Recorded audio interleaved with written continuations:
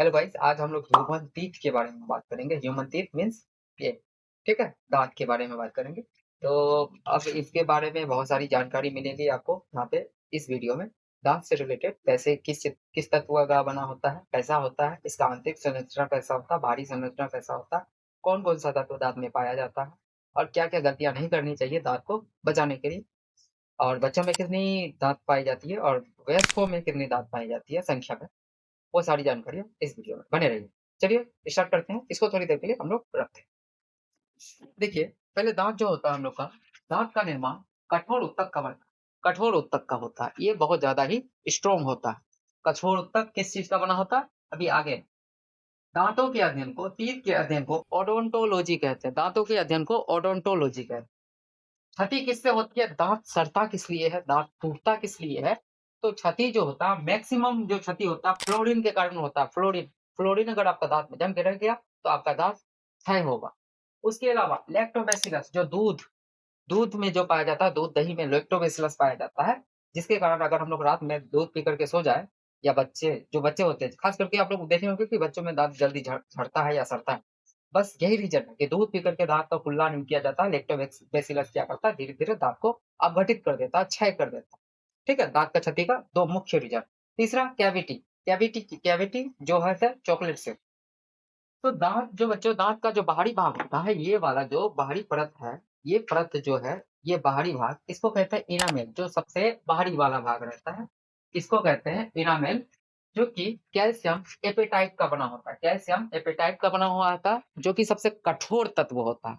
दाँत का सबसे ऊपरी भाग कैल्शियम एपेटाइट का बना होता है। आप कैल्शियम कार्बोनेट भी जानते होंगे, वही चीज़ है ना? ये सबसे कठोर होता है। शरीर का सबसे कठोर तत्व क्या है? इनामेल। इनामेल क्या है? Calcium apatite. चलिए अब नेक्स्ट देखेंगे आंतरिक भाग। आंतरिक भाग जो है कि डेंटाइन, जिसे कहते हैं हम लोग डेंटाइन कहते हैं। ये कैल्शियम फास्फोरस का बना होता है। यानी कि ये जो दाँत है, इसके भीतरी भाग जो दाँत टूट टूट जाएगा, जिसका खोखला वगैरह हो जाता है, आप जानते होंगे कि खोखला होने के बाद कैसा दिखता है।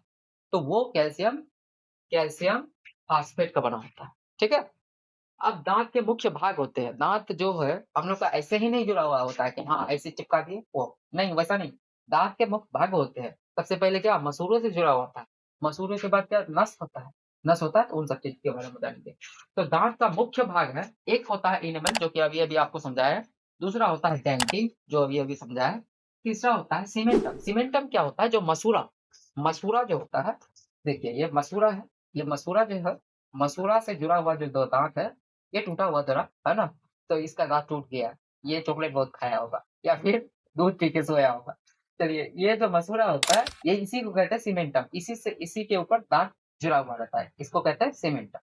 आगे देखेंगे, चौथा होता है पल्प। पल्प मीन्स बच्चों नस, नस, वेन। तो दाँत में ब्रेन से रिलेटेड सारे नस दाँत से जुड़ा हुआ रहता है। अगर किसी व्यक्ति का दाँत टूट जाए, तो उसका ब्रेन मतलब ये उसका याददाश्त खत्म हो जाएगा। ठीक है? सारा दाँत टूट जाएगा मतलब कि उसका याददाश्त खत्म। इसलिए आप लोग बूढ़ों में देखते होंगे कि दाँत जिसका नहीं रहता, उसका याददाश्त कमज़ोर रहता है। तो अगर हम लोग कुछ भी करते हैं, सारा संकेत दाँत से ही हम लोग का जो है कि ब्रेन से डायरेक्टली जुड़ा हुआ है।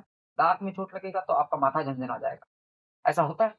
कमेंट कीजिए। चलिए आगे देखते हैं कि दाँत किस तत्व का बना होता है। दाँत यानी कि कौन-कौन सा कैल्शियम ऑर्गेनिक केमिस्ट्री कल हम लोग जानेंगे कि दाँत किस तत्व का बना होता है। तो दाँत मुख्य रूप से कैल्शियम का बना होता है, कैल्शियम कार्बोनेट का। फास्फोरस, कैल्शियम कार्बोनेट को सी से लिखते हैं, कैल्शियम को सी से लिखते हैं, फास्फोरस पी लिखते हैं, मैग्नीशियम Mg, पोटेशियम K, है ना? ये 4 तत्वों से 4 मुख्य तत्व है जिससे दाँत बना होता है। अब यहाँ पे देखेंगे कि दाँत किसमें कितना होता है। तो बच्चों के जो दाँत होते हैं, जो 12 साल के जो बच्चे हैं, उसमें तो बड़ा वाला दाँत नहीं होगा, वयस्कों वाला दाँत नहीं होगा। उसका दाँत कहलाता है दूध का दाँत।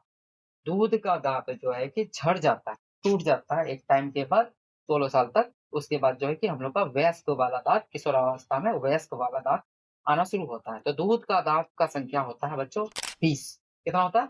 20। चलिए अब आगे देखेंगे। ये कब से कब तक होता है? 12 से 14 ईयर्स के बीच उगता है। संख्या होती है 20। वयस्क में दाँतों की संख्या कितनी होती है? वयस्क में दाँतों की संख्या यानी कि हम लोगों में 21 से लेकर के जितना भी उम्र हो, तो हम लोगों में दाँतों की संख्या 32 होती है। ठीक है? अब जो है कि पूरे जीवन काल में दाँतों की संख्या कितनी होगी? एक तो हो गया बच्चों, जब हम लोग बच्चे थे 12-14 साल के थे तो 20 दांत था, वो टूट गया, किसी तरह से कोई तोड़ दिया। फिर दूसरी बार उगा, 32 उगा, यानी कि हो गया कितना, 32 प्लस 20 इक्वल टू 52। जी, पूरे जीवन काल में अगर आपके पास क्वेश्चन आता है पूरे जीवन काल में दांतों की संख्या कितनी होती है, तो 32, सॉरी 52। अब आगे आते हैं कि दांतों के कितने प्रकार होते हैं, तो दांतों के 4 प्रकार होते हैं। दांतों के 4 प्रकार होते हैं, incisor, canine, premolar and molar. ये 4 प्रकार होते हैं। इंसाइजर किसे कहते हैं, तो इंसाइजर जो आगे वाला 4 दांत होता है, आप देखिएगा कि आगे वाला जो 4 दांत होता है, 1 2 3, 1 2 3 4, ये 4 दांत जो होता है इंसीजर कहलाता है। ये भोजन को काटने का काम करता है। जैसे कोई चीज हुआ, कुछ कुछ चीज है, ये काटेगा ऐसे करके, क्लियर। तो ये भोजन को काटने का कार्य करता है। ये 4 ऊपर होता है, 4 ऊपर होता है, 4 नीचे होता है, टोटल 8। कैनेन, रत्नक, जो भोजन को फाड़ता है। कैनाइन क्या होता है बच्चों, कैनाइन होता है हम लोगों का ये नुकीला वाला जो दांत होता है, ये 4 के बाद 1 2 3 4 के बाद ये वाला नुकीला वाला दांत, हालांकि यहाँ पे नहीं है, ठीक है, तो मेरे पास है, देखो। तो ये वाला जो होता है, ये भोजन को फाड़ने का काम करता है। जैसे हम लोग मीट खाते हैं, मीट को क्या करते हैं, या चिकन, लेग पीस वगैरह इस तरह से फाड़ते हैं। ये दांत जो है अक्सर मांसाहारी जीवों में पाया जाता है, हालांकि हम लोग भी मांसाहारी है तो हम लोगों में भी पाया जाता है। इसकी संख्या एक इधर, एक इधर, दो, एक इधर, एक इधर, दो, 4, टोटल 4। देखिए कैनाइन की संख्या 2 ऊपर, 2 नीचे, टोटल 4। क्लियर। अब मांस, ये यहाँ तो लिख ही चुके थे, सॉरी। अब आगे देखते हैं प्रीमोलर। प्रीमोलर क्या होता है, तो अग्र चवर्णक, आगे वाला जो चौवा होता है, यानी कि ये वाला 2 जो दांत है, ये दांत, ये दांत, 2 ऊपर 2 नीचे, 2 इधर 2 इधर, 4 4, 2 ऊपर और 2 इधर, ये 4 4 4 8 हो गया। इसको कहेंगे प्रीमोलर। ये भोजन को क्या करता है, ये भोजन को क्या करता है, चबाता है। यही तो जाकर के चबाते हैं ना हम, लॉजिक लगाओ, यही तो ले जाकर के चबाते हैं। इसकी संख्या 4 इंटू 2 लिख दी है ना, 2 2 इधर, 4 4 नीचे, 4 ऊपर, टोटल 8 होते हैं। प्रीमोलर की संख्या 8 होती है। प्रीमोलर बच्चों में नहीं, जो भी छोटका बच्चा, दूध दूध मुहा बच्चा है, उनमें प्रीमोलर नहीं पाया जाता है। कौन सा चौवा नहीं, अब बोले कोई बोलेगा चौवा ही नहीं पाया जाता, गलत बात। भाई पढ़ लो थोड़ा सा मेरे से। अब आगे आते हैं मोलर। मोलर मतलब चौवा, जो चवर्णक, चवर्णक मीन्स चौवा ही होता है, वही बात है, जो अपना भाषा में बोले तो ज्यादा समझ में आए आपको, इसलिए बोला जा रहा है। ये भोजन को चबाता भी है और पीसता भी है, ये ज्यादा महीन कर देता है भोजन को, ठीक है।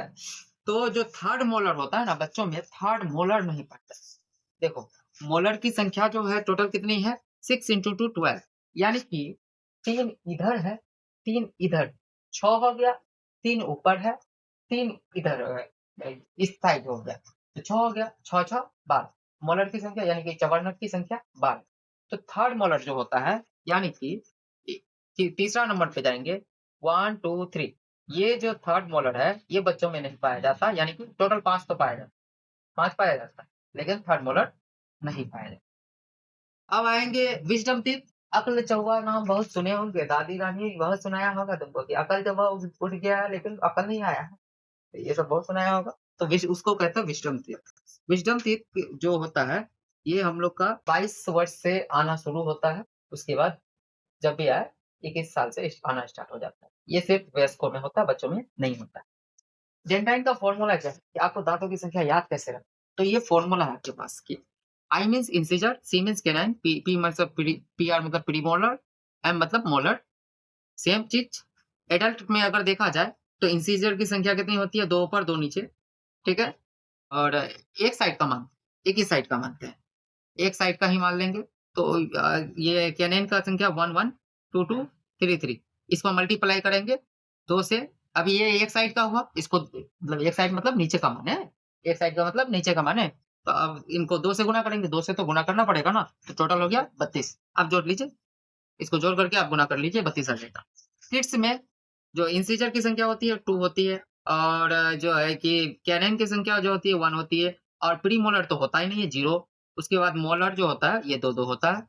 टोटल अगर जोड़ने पर हम लोग का यहाँ पे आएगा 10, नीचे में आएगा पूरा 10, ऊपर में जाएगा 10। अब ये वीडियो आपको आपके लिए इन्फॉर्मेटिव रहा होगा, और ये ऐसे ही हम लोग बायोलॉजी आपका टॉपिक बाय टॉपिक लेकर के चलेंगे। अभी आगे आएँगे ह्यूमन हर्ट्स को लेकर के, फिर ब्रेन को लेकर के, ये सारी चीज़ें अपलोड की जाएगी। अगर ये वीडियो आपको पसंद आती है तो प्लीज़ लाइक, सब्सक्राइब और शेयर ज़रूर कीजिएगा और लाइक करना मत भूलिएगा। आप लोग लाइक करना छोड़ देते हैं बस वीडियो देखते हैं। नमस्कार।